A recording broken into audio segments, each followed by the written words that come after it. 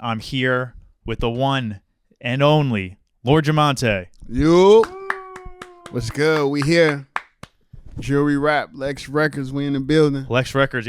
We could start off with that off the top because this is your first album on Lex Records. Yep, right? First album. And I feel like a lot of times you'll hear artists be pumped about, like, I just signed a deal.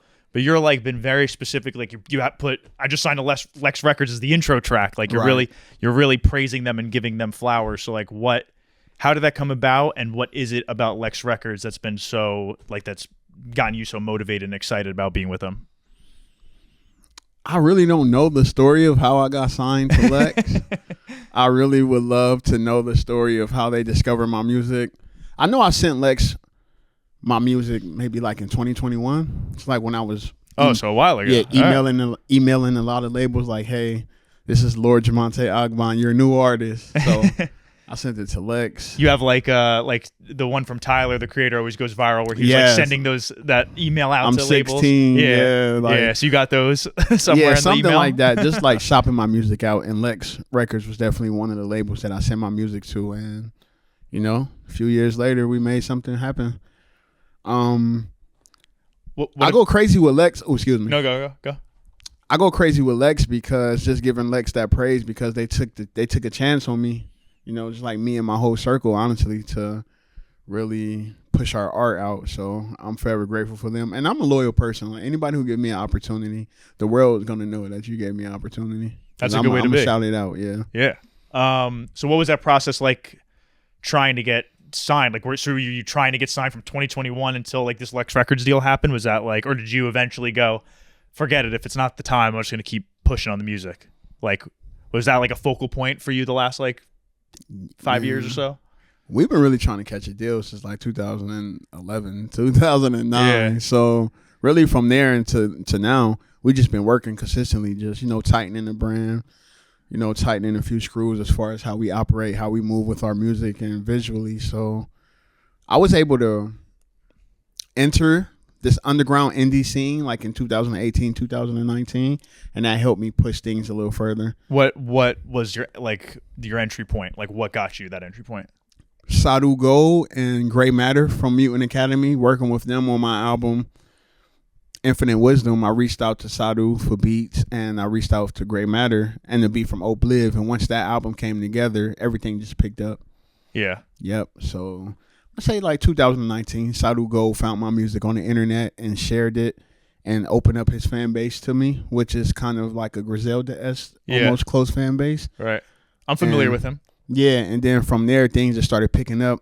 My work ethic has always been strong. So when I linked with Sadhu, I feel like I was already like 30 videos up, just like on some content stuff, just like every week, just putting out videos, putting out songs on Twitter, Instagram, anything, YouTube, just really like spamming the market with good music, and it helped.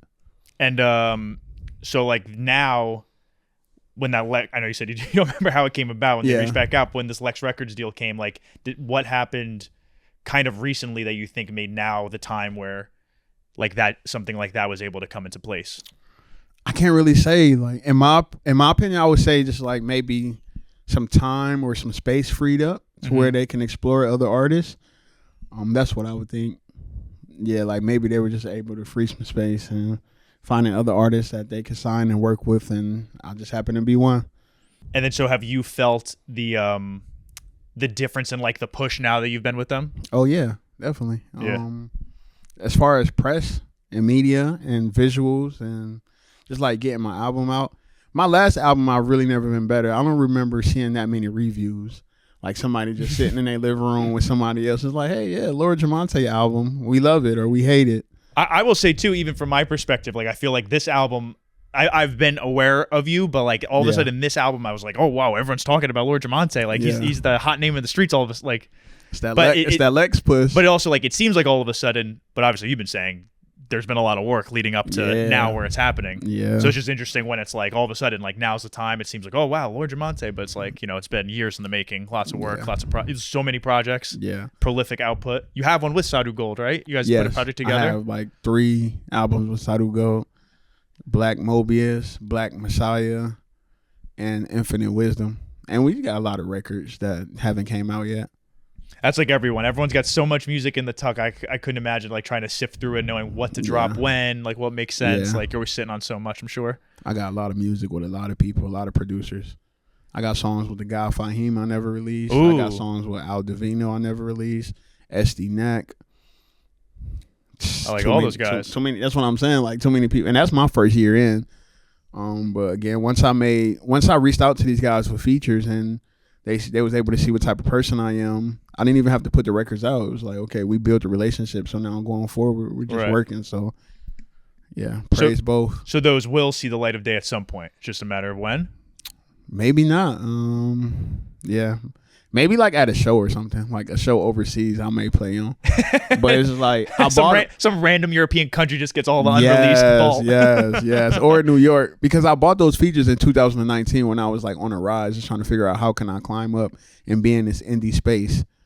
And once I bought the features, I kind of it was just like induction to like the cool club. When you buy a feature from somebody, it's like, okay. So once I bought the feature from him and I was able to talk to him and build a relationship, it's like, oh, I really don't even need to put the song out. Right. So, because like you have the network now. Yeah, so it's just in a vault.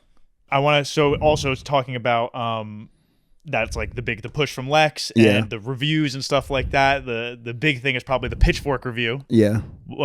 Best new music, good review. Were you pissed that you got the best new music once they went behind a paywall?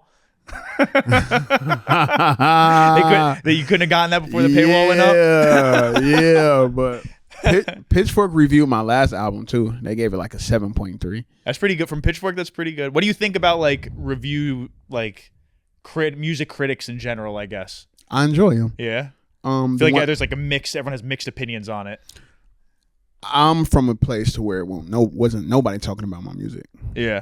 So to be able to come from nobody talking about your music and you blogging it yourself to everybody talking about it is just, it's a blessing from God. If you love it, hate it, it really don't matter. Just as long as you're talking about it and we getting it out there to the people. Sometimes I'll read some of the reviews and it's like, they don't know what they're talking about, but they're talking about it. So, I appreciate them for that.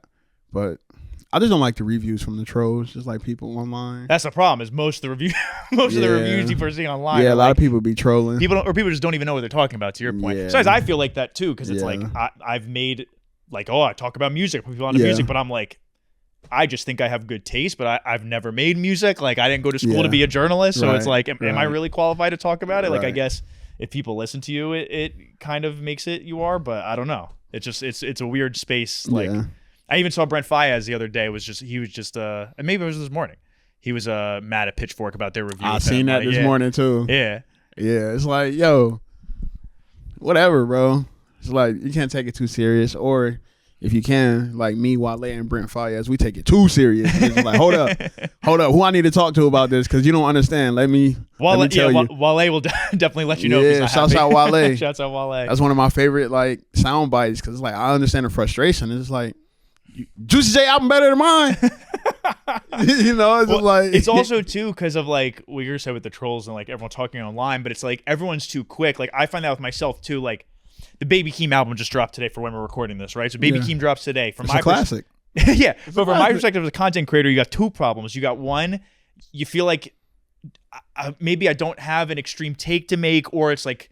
People won't give you the time to listen to a nuanced opinion of it. Yeah. And then it's also the rush. Like, I wake up, I didn't listen to it till this morning. I saw 10, my first reaction of the Baby Keem album. It's like you listen to it once at midnight. Yeah. Like, how do you have an opinion already? Yeah. But then you feel like, well, if I wait 3 days, it's like already late by this point. Yeah. It's like everything moves too fast. Yeah. It's too fast. I won't lie. I was kind of expecting to see some reaction videos. And when I didn't see any, I was like, okay.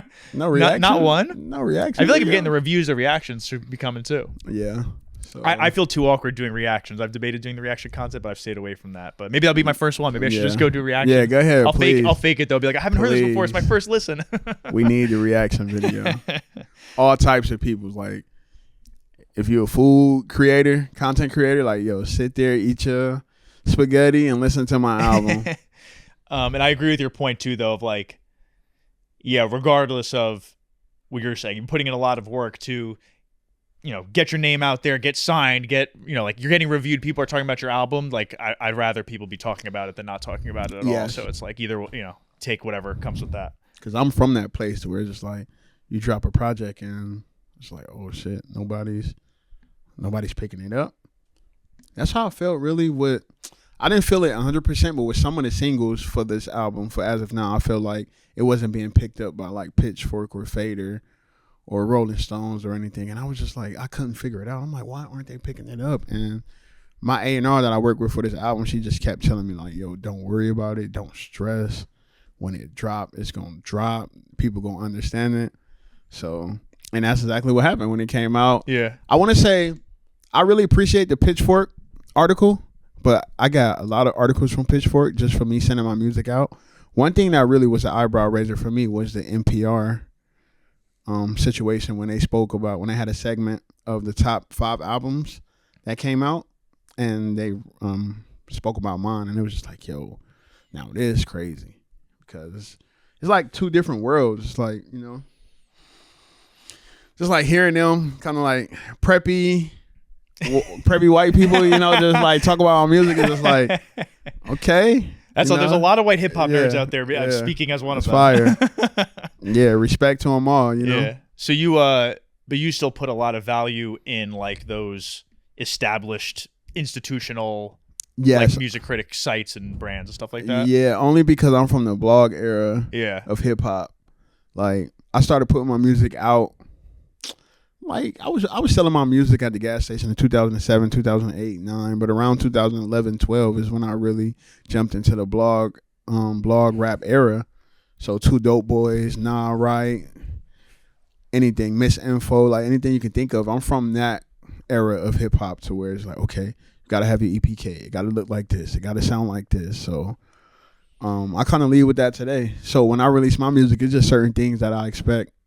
Yeah, I mean that's also like you saying that you obviously approach it with like a very professional, very professional. Like you even saying EPK, like you wouldn't believe the amount of like people are submitting music to me, but they're just like, yo, check my music out, on fire. It's like, are you? Or sometimes you get like, yo, my music's like if Black Thought and MF Doom like got together, it'd be like this. It's like probably not. Yeah. Like people, don't. And then when you get someone who's like, you could tell they're on their stuff, they got everything packaged right, they got a press kit, like you take them more seriously. Like you have, because they're taking themselves seriously. Yeah. So that's one of the good things of the blog era. Like, yo, or just like the old industry, it was real stern, like real professional. Like this is how you do it. You don't cut corners. You don't make flyers off your phone. It's just certain things because you're standing in front of professionals. Right. You're not standing in front of your cousin on TikTok who like your music, or a fan that just came across your music. It's like, no, you're standing in front of people that's judging you. It's like American Idol, America's Got Talent. Like, are you checking off every box? Right. And I see people a lot of times now are like, we need to bring back gatekeepers. Like everyone's complaining about gatekeepers. They were kind of, they served a purpose kind of.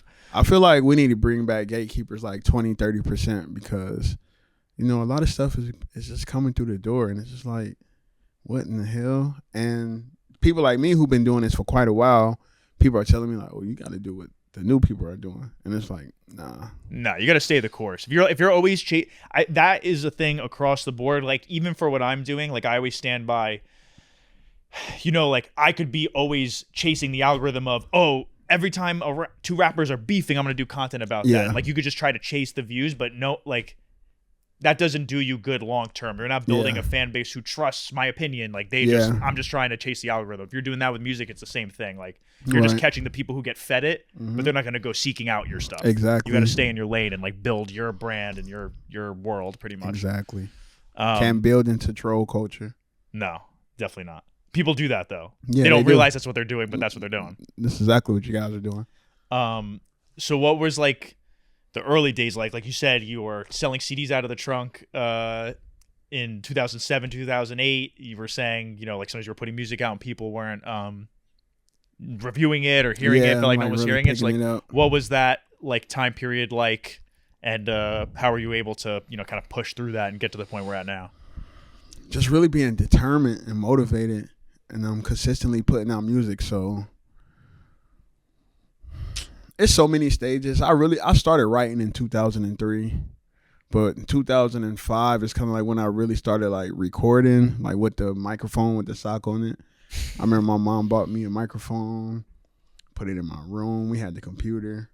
My cousin Chaos had let me borrow his computer.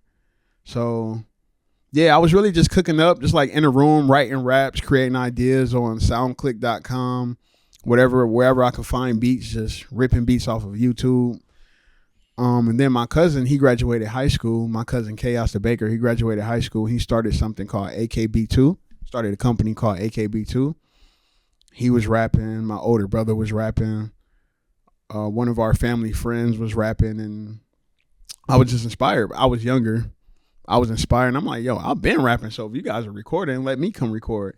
I started recording with them, and I just took it a little more serious, I guess. And again, got my own setup. I met my friend Lance, Unique Flow.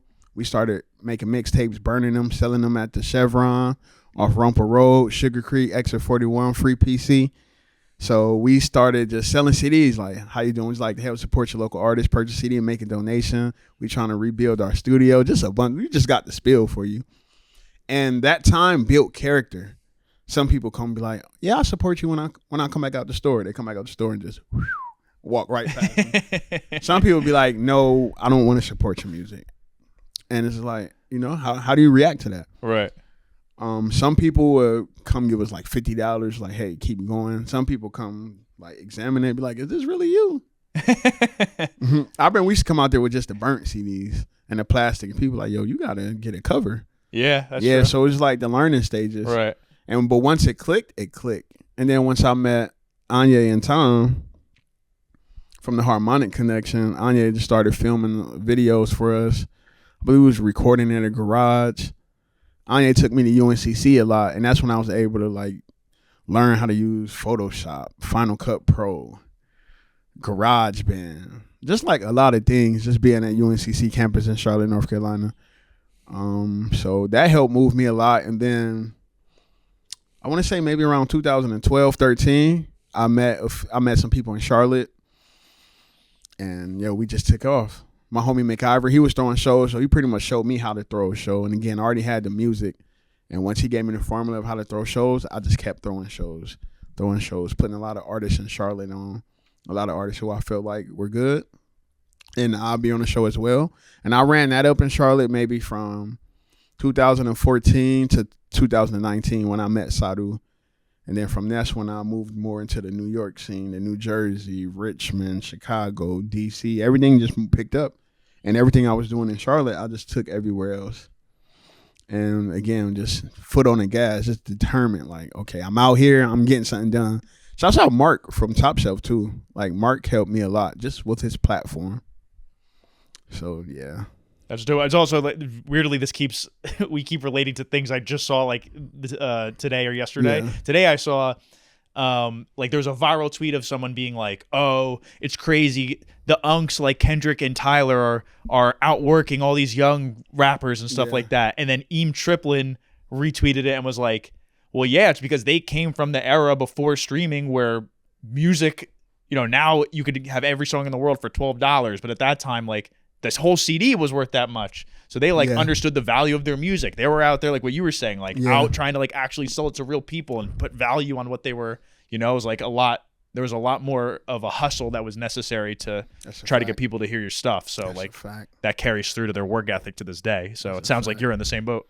Definitely carries over to this day. And again, just building that tough skin of being on the street and everybody coming to the store. Like, just imagine somebody just coming in and get gas. They putting their last $6 on their gas tank. Yeah, you're like, hey, wait, and here I am. Hey, how you doing? I remember this one lady. She was just so stressed. She was like a middle-aged white woman. I was remember. Are you trying to sell your music? Anybody. You come through this store door. Yeah, you're getting the pitch. How you doing, man? How you doing, sir? Would you like? How you doing? It's a numbers game. My friend. How would you like to help support? So yeah, just like everything I learned out there, it's like people just giving me a lot of advice, like, yo, you got to do it like this, or yo, you can't be so. I remember this one guy was like, yo, what you say? He's like, yo, I can't hear you. Speak up like a man. You know what I mean? It's just like, at the time we 15, so it's like I guess he's trying to teach us. Yeah. You know what I mean? Like, yo, look me in my eyes, shake my hand, speak you want me to buy something? Yeah, speak a little louder with it. So Right. again, like all that just helped me turn the hustle up. So now when I'm out here, it's like, oh no, we jumping on this opportunity. We're not letting no opportunities pass by. Right. Yeah, being shy and humble. Yeah. But I am humble. Very humble. And then like the Charlotte scene too, like you were talking about coming up. Were you born in New Jersey? I was born in Akron, Ohio, but I spent a lot of time in New Jersey. Where in Jersey? Jersey City, Hoboken. Gotcha. Elizabeth. Okay, because I'm a Jersey guy, so I know all these. Okay, yeah. But you came up in Charlotte. Yep. Mostly. Yep. I've had quite a few, North Carolina especially, but Charlotte specifically in general, artists in here. Like I've had Ruben Vincent. Shouts out Ruben. I had Fetty P. Franklin. Shouts out Fetty. And then listen. Go. For Fetty P to be in, yeah, shouts out Fetty. Fetty was hilarious. He's a character. He really is a character. Yeah. So have you met him or? I met Fetty P in the hood in Greertown in East Charlotte, North Carolina. He was on house arrest and all. I'm like, oh shit, this Fetty P. I wish I still had the picture on my phone. We could put it on the screen right now. I was riding around with my homie DK from around the way, and my boy DK, he is super outside. So we stopped at Greertown at the gas station right by the post office in the Food Lion, and they got a Chick-fil-A over there now. For anybody I know, we stopped at that gas station, and he was like, "Oh, that's Fetty P." I hopped out. I'm like, "Fetty P, what up, bro? You know what I mean? Like, what's good, bro? We doing this shit too." I'm like, "Yo, let's get a pic." You feel me? So, yep. And I usually don't ask nobody for pictures.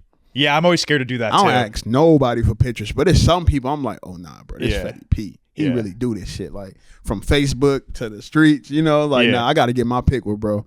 So yeah, shouts out Fetty P. Shouts out Ruben Vincent, everybody. Yeah. Any more Charlotte artists you had in here? He's not Charlotte, but he's North Carolina. I've had So Camo in here recently. I feel like there's one more. I want to say there's one more Charlotte artist I'm forgetting, but I can't think of it right now. But those two I've had in recently. They've been in here recently, and they're both fire. Very fire. And but like Fetty P was in here. He was like, "I'm the best rapper out of Charlotte." Yeah. But you say you're the best rapper out of Charlotte. Yeah. Yes. I'm the king of Charlotte now. I used to say I'm the best rapper of Charlotte. I'm actually the king of Charlotte. In my own way though, Yeah. It's almost like, what can I compare it to? I guess I would say like Europe, but no, it's only one. It's only one queen and king, right? The Charlotte scene though is like interesting. I just want to hear you talk about that in general, just because like I don't even know if I could put a fingerprint on like what the sound is or. You mind if I say something real quick before you finish? I'm sorry. I feel like it's like pieces. It's like chess. Like everybody. Yeah, excuse me, that's not what I was trying to say. The shit is like chess and it has its pieces for, okay, king here. But I feel like everybody have their moments. Yeah. Like, the window of opportunity in Charlotte is so small. So when somebody come up, it's just like, I'm the best. Yeah. I'm the king. I'm the greatest. So, yeah, I feel like everybody in Charlotte have their moments. Right. It's all about maintaining that moment, though. Yes. Like, a lot of people get the moments, but it's like, can you make that moment last? Yes, yeah. Exactly. Yeah. So what do you think about like the Charlotte scene in general, just like now or how it's been since you've been rapping there? Like, yeah. Like, what do you think the sound is? Like, what do you think like the people coming up? Just like, because I think people, what I said, I think people don't. I couldn't describe it necessarily, like what the sound is or what the culture's like. Yeah, Charlotte music scene or Charlotte creative scene in general is expanding. We're still in our infancy stages, I feel, with our scene, but we have a lot of like good creatives. We're just really missing the industry. So once the industry come to Charlotte, and it's coming down, like Fetty said the same exact thing to me. Yeah, just because we really from there. So, but we used to have CIAA. We used to have so much. Charlotte culture is so rich, but gentrification is tearing a lot of things down. But for the people who's really from Charlotte, though, like their culture is rich and they have a lot of stories. But it's a melting pot. A lot of people move to Charlotte from somewhere else. That's how you can have an artist like me, who sound like how I sound, and have an artist like Ruben, who sounds how he sound, and then have an artist like Fetty P. That's what I'm saying. Like there's and three artists, Baby. So different. Yeah. Like totally different sounds, but it's all from the same place. So it's just like very interesting. You got the Baby, you got De Niro Ferrar, you have so many different sounds. In Charlotte, you have Leroy, who used to go by Wells. It's so many different sounds. But I like the De Niro feature too. Yeah, that was cool. That was a throwback. I used to listen to him like when I was in, I want to say like high school or something like that, and I was like, oh damn, I haven't seen him in a minute. I met De Niro a few times, but first time I met De Niro, he was at a gas station that I used to sell my CDs at, selling his CDs. I'm like, oh shit, what De Niro doing on the block? You know what I mean? And I believe we bought a CD. I met King Carter at that same store. That's who helped sign the baby. Yeah, man. So, but Charlotte's sound, it's a melting pot, bro. It's like gumbo. You got some people do trap rap, up tempo rap. Some people make more melodic rap. Singers, you know, hip hop. I came in the more hip hop lane. Like once I came into the scene of Charlotte that I'm in music wise, my homie Simon something and a few other people were doing beat shows. So it was real SoundCloud rap adjacent. And that's like the lane that I took. So yeah, no, Charlotte got it, bro. It's growing. It's a lot of good artists. We just really need the industry behind us. But again, you have artists like Ruben Vincent who signed. You have rappers like me that signed. You have rappers like Mavi who has, you know, Mavi bigger too, situations. Yeah. So we really bringing the industry to Charlotte in this, what am I trying to say? In this, just this timing. All right. So then one other thing I wanted to ask about in terms of like the come up, and you shout him out on your new album as of now. You talk about Navy Blue. You're like praise Navy Blue. Like, thank God I met him or crossed paths with him or something like that. And he was someone you worked with a few years ago. Like you started working with him, right? Yeah. 2021. Yeah. So, how did you meet him, and what did he do that was so instrumental to your career? Because like I said, he produced 360 Photo Booth. Yes, which that's my favorite song on the album. Yes, appreciate so that when I heard it, that was like instantly my first one, and then I checked and was like, Navy Blue producer. That kind of makes sense. Yeah. But talk about him and your relationship with him, because it sounds like he's pretty important to your career. Yo, shouts out Sage. Navy Blue was good. If you watching, was good. You know, Navy Blue always text you randomly like, yo, I appreciate you for everything. Again, coming from where I'm from in Charlotte, the window of opportunity is not that big, and I feel like I've done everything I can in my arm's reach. So I always shout out Saru and Navy Blue, because those are like two moments in my like hip hop career to where it's like, oh shit, this is big. So Navy Blue saw me on, what is it called? It's Supply and Demand, like Top Shelf Premium Freestyle. Off Top Freestyle for Mark's brand platform. Navy Blue told me he saw me on there. He reached out, told me he wanted to make some beats. I still got the screenshot on my phone. He reached out like, hey, I would like to produce some records for you.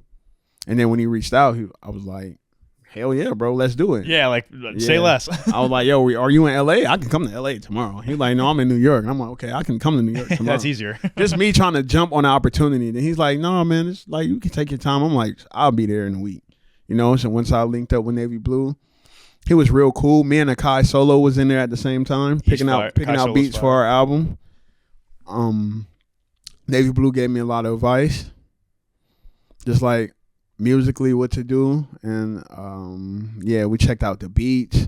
He was real cool. Like, he played a lot of records he produced for other people like Earl, Makami. Again, just advice on how we could release our album.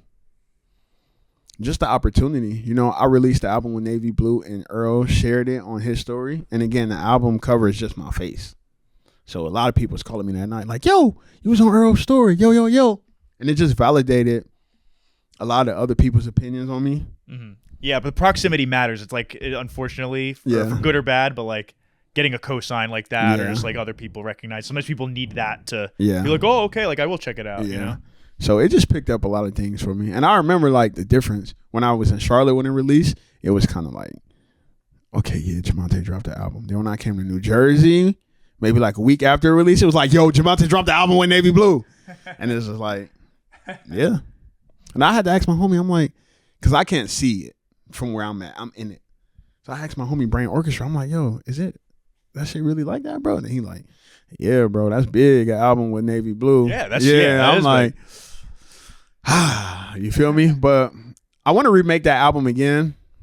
I just want to let the fans know I was under a lot of pressure when I made that album. Like, I wanted it to be so perfect. Just because you were working with Navy Blue, or was there like other factors? Because I was working with Navy Blue, and I felt like it was going to be a opportunity to really like blow up, whatever blowing up was for me at that time. Right.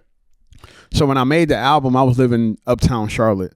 So I was just walking around uptown Charlotte, just writing, just getting verses out on some like, I'm the best type shit. Not really putting that much thought into it.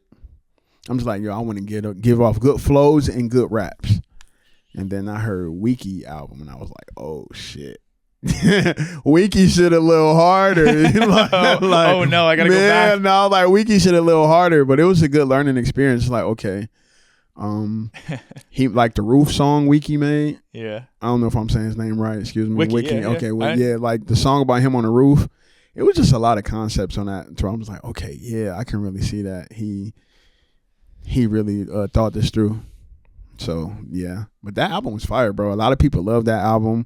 Did a video for it in New York. Like, yeah, it was fire. Actually, to be honest, I hadn't listened to it until I knew you were coming in a couple weeks ago or a week ago, and I checked it out. I was like, damn, this is really good. Yeah, no, it's crazy. Fire. Music comes and goes at this day and age, but your catalog, like if someone goes through it, like that stuff's going to stand the test of time for sure, because it sounds just as good as I'm sure it did at the time. And especially right now going forward, like everything is just going to be top notch.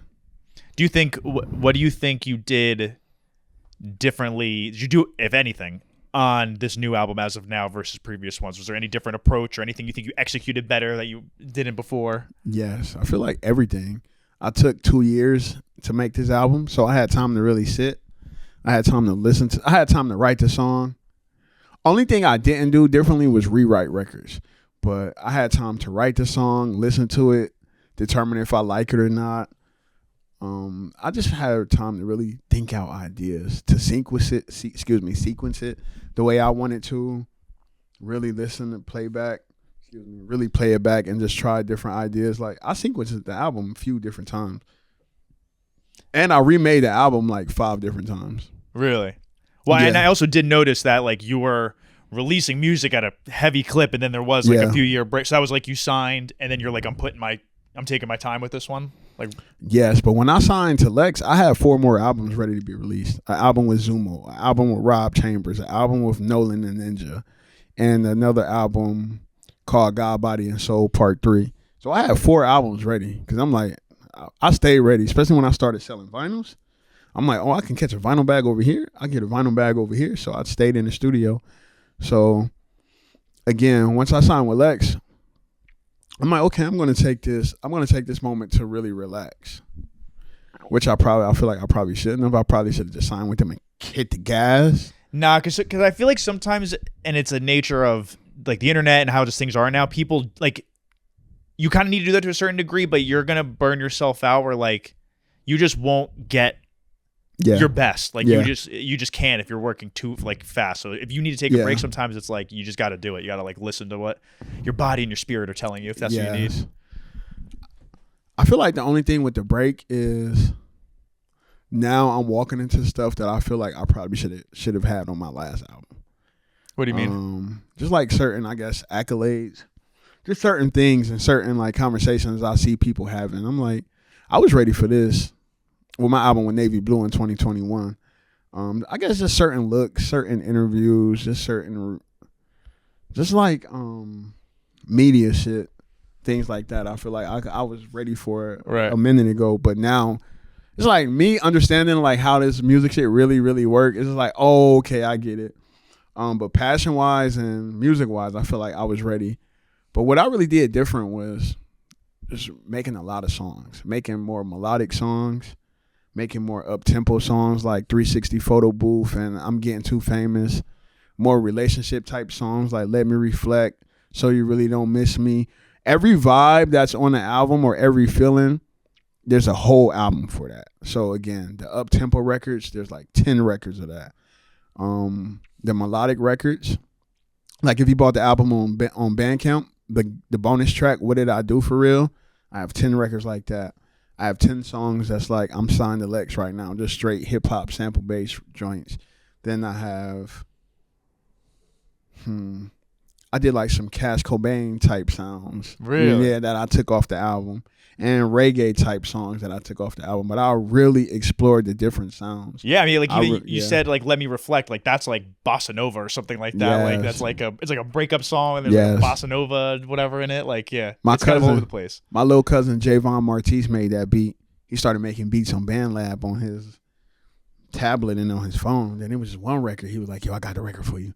And when he sent it to me, I was like, what? What is this? I'm about to talk about heartbreak. It's just some beats that I hear and I'm like, oh, okay. I already know what I need to talk about on this. Like the second half of okay, let me reflect. So I want to say, yeah, just like the feeling of it is different. It's not all real rap, hip hop, quote unquote. So and I was in different places. I made a lot of the music in Atlanta as far as the ideas. Charlotte, New York. So just being in different places and hearing different sounds helped me pull things together. Just being inspired. Yeah, I think like you were saying, there's a lot of different sounds. I think like the way you write, everything's very witty and funny, but also I think you do a very good job of being super relatable. Yes. Like nothing's like, I don't know, we were just talking about the Let Me Reflect, like the breakup song. Like it's just like that's a situation that a lot of people have gone through. Situation, yes. And then it's also like we were saying, it's almost the beat doesn't even totally match like the vibe of what you're talking about, but it works still. Like it's all kind of like quirky, a little off kilter, but it all works. It's all relatable. Like you do a very good job of that for sure. I appreciate you for saying that because I want to be relatable. Again, that's something relatable. I want to be relatable and I want to show vulnerability in my lyrics. Yeah, so you do both for sure. Yes, and that's something that I'm inspired by Arlo Parks and No Name. When I listen to how they write, it's just like, yo. Like No Name has a lyric when she say, yo, I hope I don't get sued for this. But No Name has a song on her album called Window, to where she say, so you really don't think about me and you really don't miss me. That's kind of like how I wrote my song, So You Really Don't Miss Me. Because I'm like, yo, so you really don't think about me and you really don't, that's real as hell. Yeah. And it's like, I have situations in the past where it's just like, yo, you don't think about me no more? No, it's like, you miss me. Come on. Yeah, like, you really don't miss me? Like, all those times? We loved each other. Come on. Yeah, so just from No Name saying that, I was able to write that whole song just like off, just sparking inspiration, that. Yeah, just that inspiration. So I wasn't really like biting her lyrics or anything, but just the idea of just hearing her say that, so you really don't miss me. I'm like, oh my goodness. I'm feeling that right now.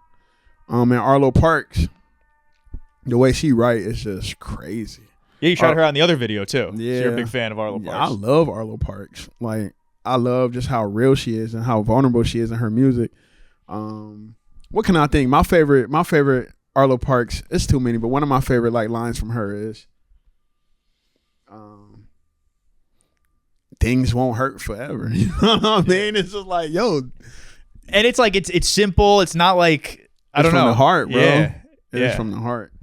Yeah, it's like, does it like, you could say, I don't know, you could say things that sound very simplistic but are very profound still at the end of the day. Like, you don't need to like try to make things sound like you're at an intellectual level of here. You could be here with the people. Yes. Which I think you, like I said, executed well. I was looking at the track list, trying to see like what, because I said 360 Photo Booth is definitely my favorite.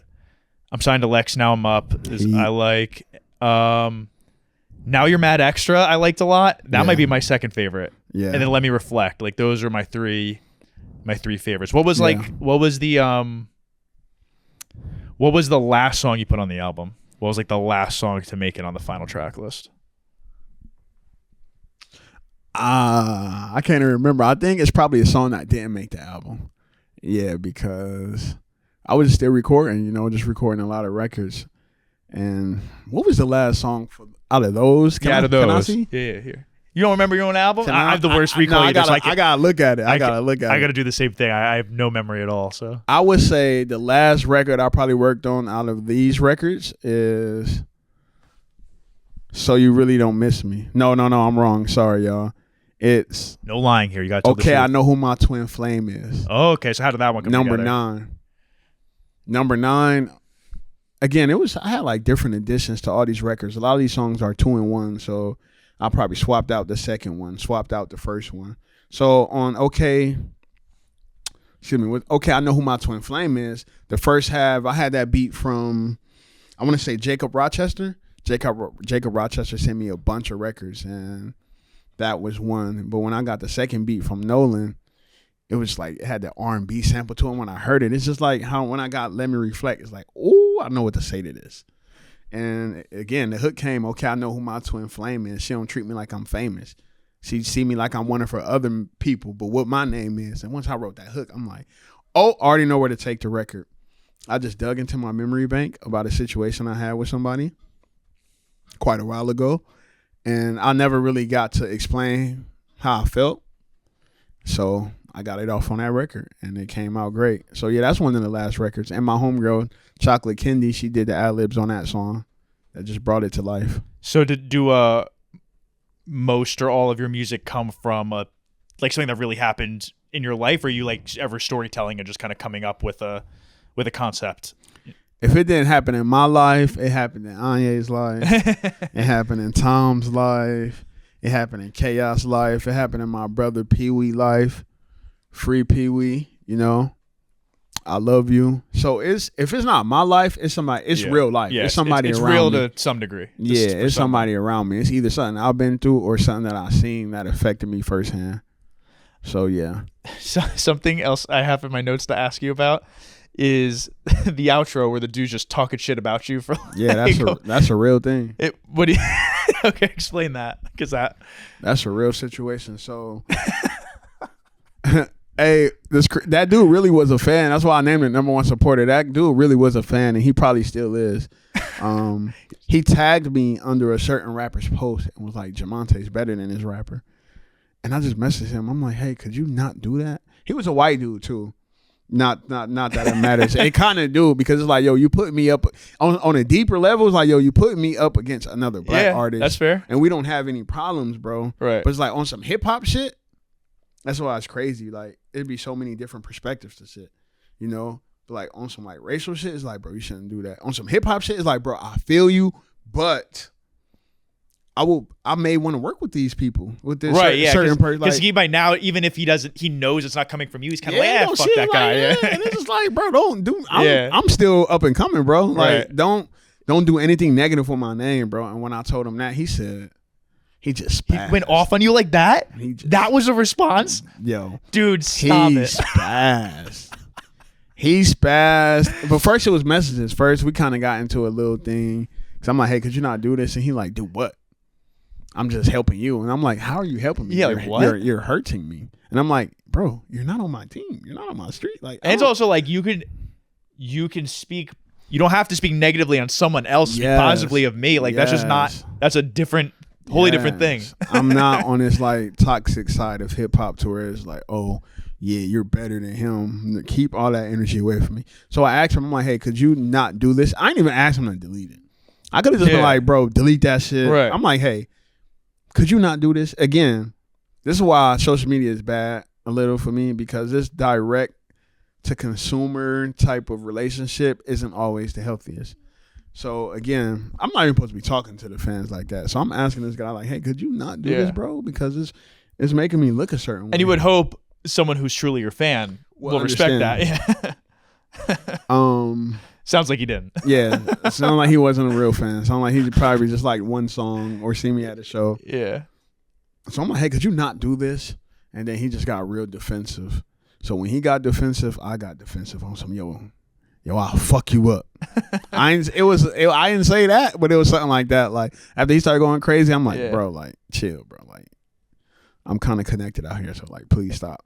And then he just started sending me mad voice messages like, yo, fuck you, you crazy, this and that and that and this. And I'm just like, okay, like, please don't send me no voice memo. Nobody ever. Like, I'm gonna use it. Like, yeah, that's true. That's like, what is wrong with you? I'm going to use it. So he's sending me all of them. I'm like, I'm just sitting there.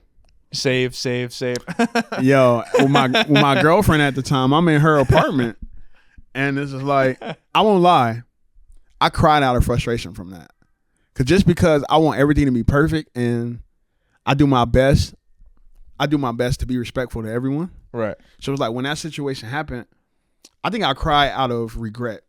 It's like, I shouldn't even put myself in this position, going back and forth with this person. Now this person is calling me 100 times. I mean, sending me messages 100 times back and forth. And I'm like, why did I even engage with this? Again, self-reflect. Like my self-reflection is crazy. Like I'm like that too, to a point where it's like almost crippling though. Yeah. Like so I feel that. I shouldn't have did that. I shouldn't have did this. Just really thinking about it. But he sent me all those voice messages and I'm like, it's over. Yeah. And so it came out great. It came especially after the King of Charlotte. So in my mind, I released King of Charlotte, and then after it, the skit comes in of somebody hating that I'm calling myself the King of Charlotte. Yeah, that makes sense. Right, I'm looking at the track list that is a song right before it. Are you a guy where your haters are your motivators, or nah? You just don't want any of that energy. Just like the feeling of being like slept on will motivate me. It's like, oh, y'all think I can't do this? But somebody really hating on me, that's kind of not motivating. That shit kind of hurts my feelings. Like, I have real feelings, you know. So when people start hating, I'm like, what did I do? I'm not like shouts out to him, but I'm not Charlamagne. I'm not somebody who like just go crazy on people. I try to be respectful, again, humble, but not really humble.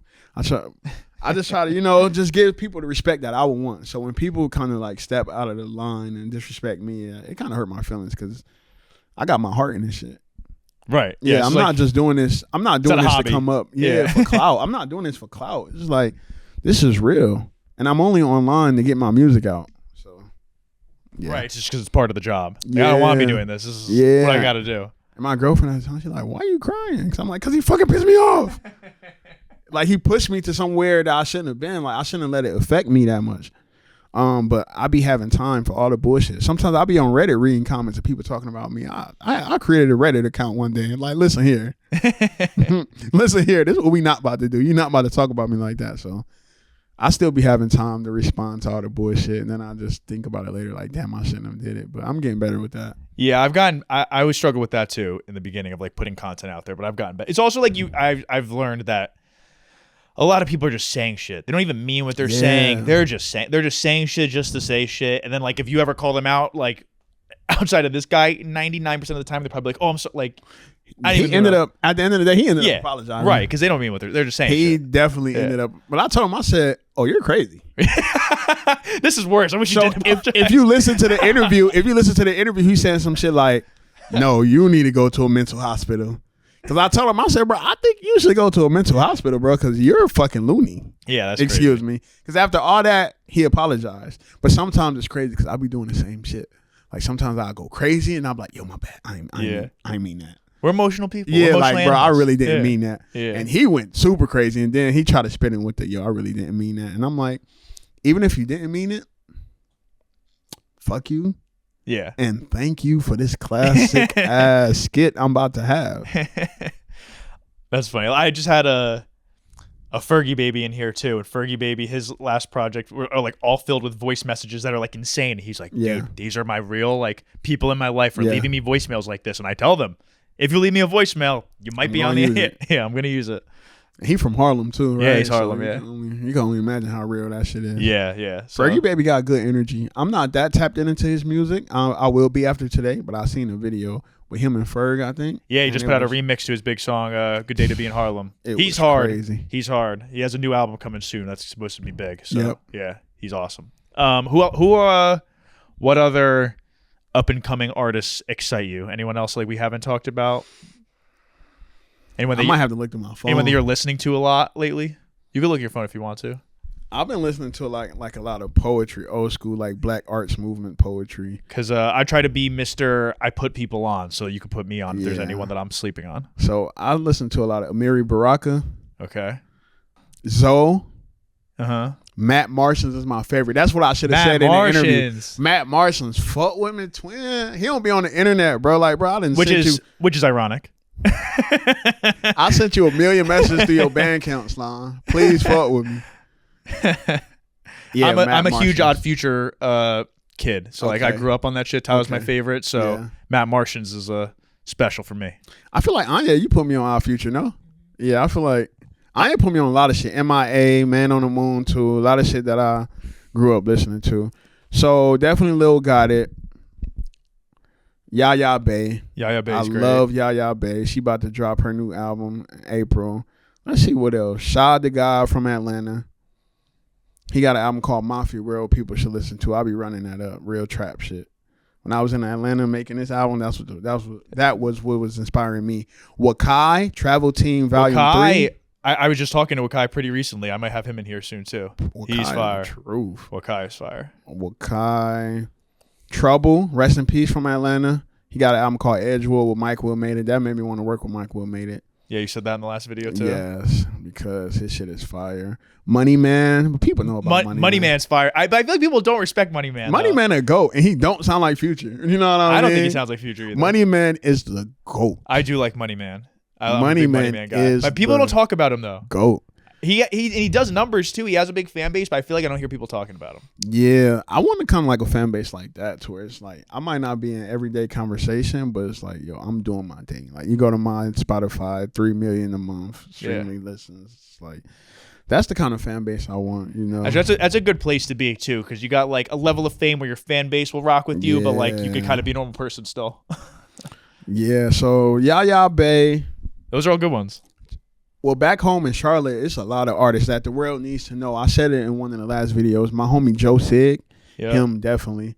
Unique Flow, Denzel Devon. DJ Ray got a new album coming out, producer DJ. If you read my liner notes, I feel like all my people already know about Ray. But shouts out my man DJ Ray. Chocolate Candy. Wild Recluse. Simon Something.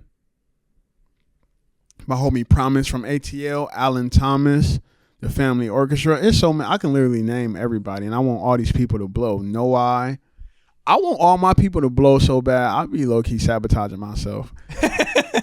I remember I was like, yo, I'm about to tell Lex about all these people. You know what I mean? Yeah. Just to see if they can, do like a situation with them. Yeah, if they're looking for someone else, you should put them on. Real. Do some A&R work. Yeah. For real. I'm like big A&R when it comes to this, but sometimes I'll be having to remember I'm an artist myself, and you got to push for yourself. But some of the great artists are great A&Rs. Yes. Lil Wayne's a great A&R. Yes. Gucci Mane's a great A&R. There's been a lot of artist A&Rs that exist. I feel like the only thing is they didn't come out the gate doing that. They waited till they were like, they were the guy. I came out the gate. I'm like, yo, any situation I get, I'm like, yo, this is my homie, bro. Or I'm telling my homie, like, yo, these the people, so do what you do. But that type of energy should come back to you, hopefully, from your people. So, and I feel like it's also because I don't want to have to shoulder everything.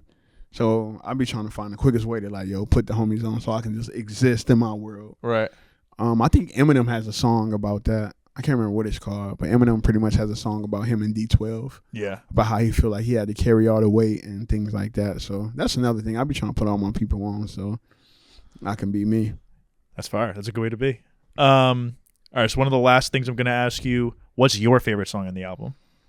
My favorite song on my album, I would have to say, okay, I Know Who My Twin Flame Is, just because of the energy when I wrote that record and the story behind it and the real feelings behind it. So, okay, I Know Who My Twin Flame Is, and maybe I'll pick one more honorable mention would be... You want to look at the track list again?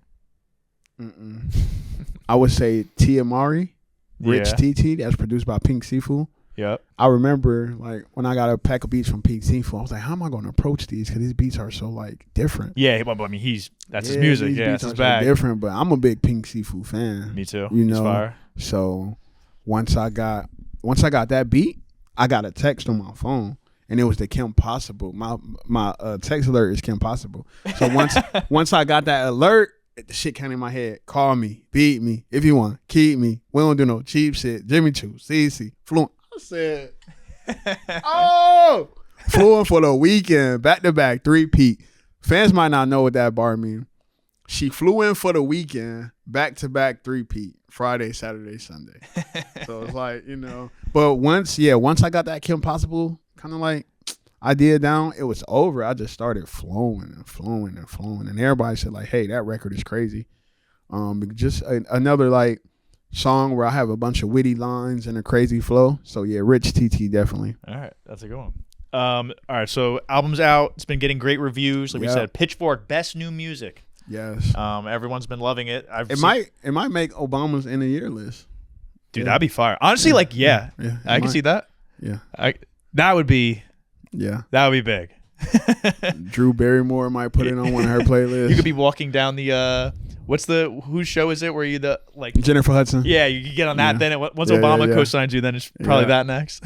I'm just waiting for the Sabrina Carpenter, Oh, I love this because you know how it works. Like, I feel like who did it? I feel like Clairo might have did it for or Billie Eilish might have did it for Arlo Parks, to where it's like, like all her fans is just running over there to support her music. So yeah, I'm ready for my bigger artists tap in. It's coming. Yeah.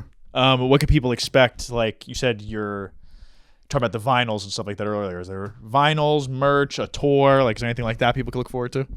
Yeah, we're doing shows now. We're doing promo shows. So Saturday we have a show at Loudmouth, Brooklyn. I have a show in Atlanta, March 14th. I have a show in Houston, April 2nd. I have a show in Richmond, March 27th. I have a show in Charlotte, March 28th. There's a lot of vinyl, cassettes, CDs. Please buy everything. Let's sell out. Merch. Y'all know I got merch jumping. I got the Lord Jah-Monte Ogbon shirts. I got the Jury Rap shirts. I also have my brand Jury Rap. Yes, I want to ask you about that too. I have my brand Jury Rap to where DJ Ray's releasing his album next. He got that on vinyl. More shows. People can expect more honesty in my music. Just more like Big Kahuna was saying on his record. Just like more like hooks you can sing to. That's easier to remember. A lot of like different ideas. One thing about the Pitchfork article I can say, Dash Lewis, shouts out to you, Dash. I appreciate you. But it was one thing he said to where he was like, subject matter, nothing's different. I said, damn. That shit hit me. It ain't hit me, but like different from your old stuff? Yeah, or? he would just know. He said subject matter, nothing's new here. And I'm just like, why you had to put it like that? Shouts out to him though. I think like you could say that about everything though. Yeah, but like who's reinventing some completely brand new subject matter? Like what are you talking? Like that's a little. But that made me think though. I'm like, now I'm thinking it's like, okay, next album I have to really switch up my subject matter. But it made me think. I wanted to text one of my friends, just like, yo, what they mean when they say that? Yeah, like I feel what I'm supposed to be rapping about? You could say that about probably everything. I think. Yeah. But also maybe it's like what you said with the like selling the CDs. If someone would say something that was kind of mean or hurt your feelings, but maybe it does, like maybe there's a takeaway from that somewhere. I don't know what it is. The sitting big here takeaway. Now. Yeah, but big takeaway because I remember being in the when I dropped I Really Never Been Better. Bro, I remember that. That shit was so smooth. I mean, I got so much press for that album and I didn't spend a dime. It's just me being in the know. But I remember when the album came out, I was in the studio with DJ Ray, and I'm looking at that 7.3, and it's like 2023. I'm like, how the fuck can I get 10 on Pitchfork next time? He like, bro, don't worry about it. Don't worry about it. I'm like, no. How the fuck can I get 10? Excuse me, I keep cursing. You can curse. You're sorry, mom, and whoever, anybody else watching. I'm like, how can I get this 10 out of 10 on Pitchfork for my next album? Like, what really do I have to do? So I really sat and thought. And when I was creating, I didn't have that in the back of my mind, but I was just thinking like, okay, what can it be a step up from my last album? A step up would be more hooks, intros, outros, bridges, different sounding, like different sounds, well thought out records. So I feel like I did that on this album, and I got an 8.3. It wasn't that 10. I mean, a 10. Have they ever given out a 10? I feel like they could have gave me a 10. You know what I mean? Because they do 10 out of 10 albums. You know, Pitchfork. That's true. They do that. Yeah, they do the little 10 out of 10 segment. But for my next album, I just want people to expect more like experimental and more like well thought out ideas and more meaningful lyrics. I'm trying to stop all of the trapping out this, we doing this. I'm trying to be real, more relatable, like as a human on some J. Cole shit. Well, I think you did it on this project. Thank you. Yes, I think this is excellent. I think I've seen nothing but positive reception. And it's very good, and people should go check it out. So Before we leave, where should people follow you? Follow me anywhere, Lord Jah-Monte Ogbon, or on Instagram, it's just Jah-Monte Ogbon, LexRecords.com. I got a profile on there. You can find me on Harmonic Connection. You know, that's my family, so that's me. Just everywhere. But you can come to Charlotte, catch me on Tyvola, catch me on goddamn Sugar Creek, West Boulevard, in New York. Catch me in Brooklyn, Atlanta. You know, I'm everywhere, man. Just what Doom say, pick a direction. I'm everywhere. All right. Well, that's dope. Appreciate you coming through. Everyone go check out the music. And that's it. Thank you. Appreciate you, bro. It was great. Appreciate you.